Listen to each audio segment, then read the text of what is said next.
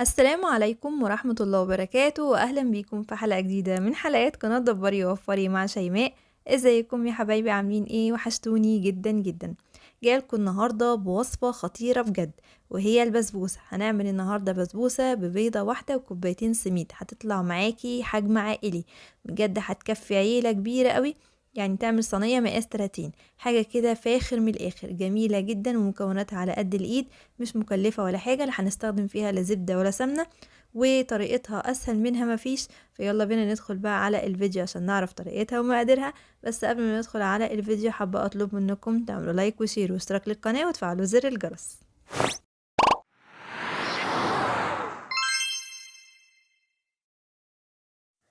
يلا بينا نسمي الله ونصلي على الرسول عليه الصلاة والسلام، ونبدأ في الوصفة بتاعتنا. أول حاجة معايا بيضة واحدة بدرجة حرارة المطبخ، هحط عليها كده نقطتين من الفانيليا، وكمان معايا نص كوباية من السكر. وهبدأ أخلط البيضة مع السكر كويس جدا جدا بمضرب يدوي. حابة انت بقى تحطي المكونات اللي هقول عليها دي كلها في الخلاط وتضربيها في الخلاط براحتك خالص، لكن انا بحب اسهلها عليكم من غير بقى ما تطلعي الخلاط ولا حاجة، بمضرب يدوي كده هتخلصيها على طول، او طبعا تنفع بمضرب كهرباء. هنبدأ بقى نخلط كده البيضة مع السكر كويس جدا جدا لحد ما تبدأ لون البيض معايا يبقى لونه فاتح أبيض كده. بعد كده هنزل بنص كوباية من الحليب، وكمان هنزل بعلبة من الزبادي، وكمان معايا هنا نص كوباية من الزيت، ورشة من الملح. وهنبدأ بقى كمان نحط هنا عصير ليمونة. البديل بتاع عصير الليمون تحطي معلقة كبيرة من الخل، لكن هنا الليمون بيدي نكهة حلوة جدا في البسبوسة بتاعتنا. هنبدأ كده نحط عصير ليمونة كامل، ونبدأ بعد كده نقلب بقى كل الحاجات اللي احنا حطيناها دي مع بعضها كده لحد ما يمتزجوا مع بعض كويس جدا جدا. كده خلاص بدأنا كده قلبناهم كويس. هنبدأ في إضافة بعد كده معلقتين كبار من الدقيق الأبيض العادي بتاعنا، معلقتين كبار. هحط كمان كوباية أو كوبايتين، أنا أسفة، من دقيق السميد اللي هو بتاع البسبوسة، وكمان هحط معلقة كبيرة من البيكنج باودر. يبقى هحط معلقتين من الدقيق وكوبايتين من السميد ومعلقة كبيرة من البيكنج باودر. وابدأي بقى اخلطي المكونات الجافة اللي احنا حطيناها دي مع المكونات السائلة الأولانية لحد ما يمتزجوا مع بعض كويس جدا جدا، ويتكون معاكي خليط ممتاز زي ما انت شايفة كده. بعد كده هنجيب الصينية اللي احنا هنشتغل فيها. الصينية دي كانت مقاس 30، بدأت دهنتها كده بدهنة من السمنة، يعني معلقة سمنة صغيرة كده حطيتها، وبدأت اوزعها كده على الجناب ومن تحت علشان ما تلزقش معايا. وبعد ما خلاص دهنتها واتأكدت انها دهنتها كويس قوي، هنبدأ بقى نحط الخليط بتاعنا اللي هو بتاع البسبوسة بتاعتنا الجميلة دي.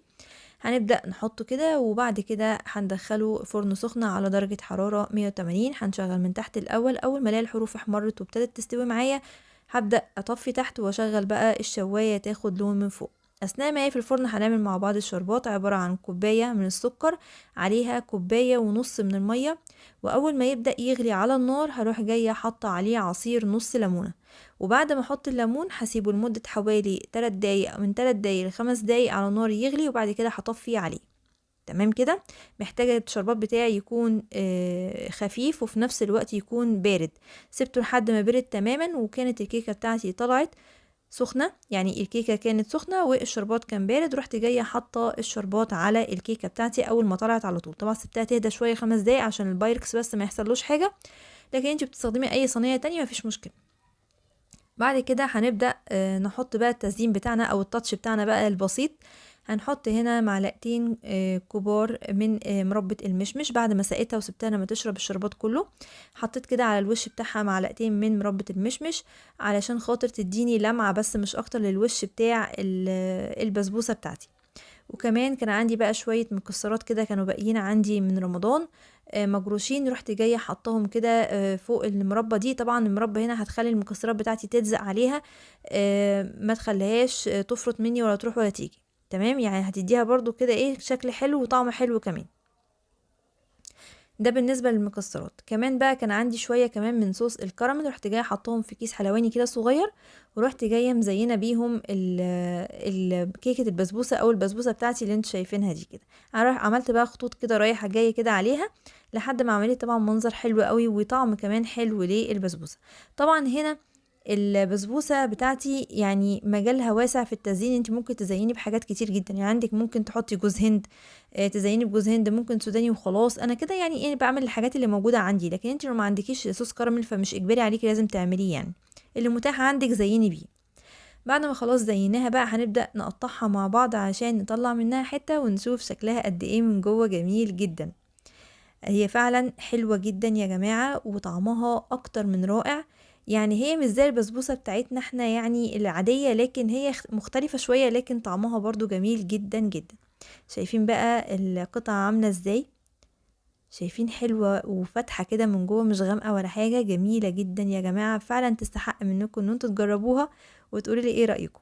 بس كده يا حبايبي، لو عجبكم الفيديو اوعوا تنسوني بقى في لايك وشير واشتراك للقناة.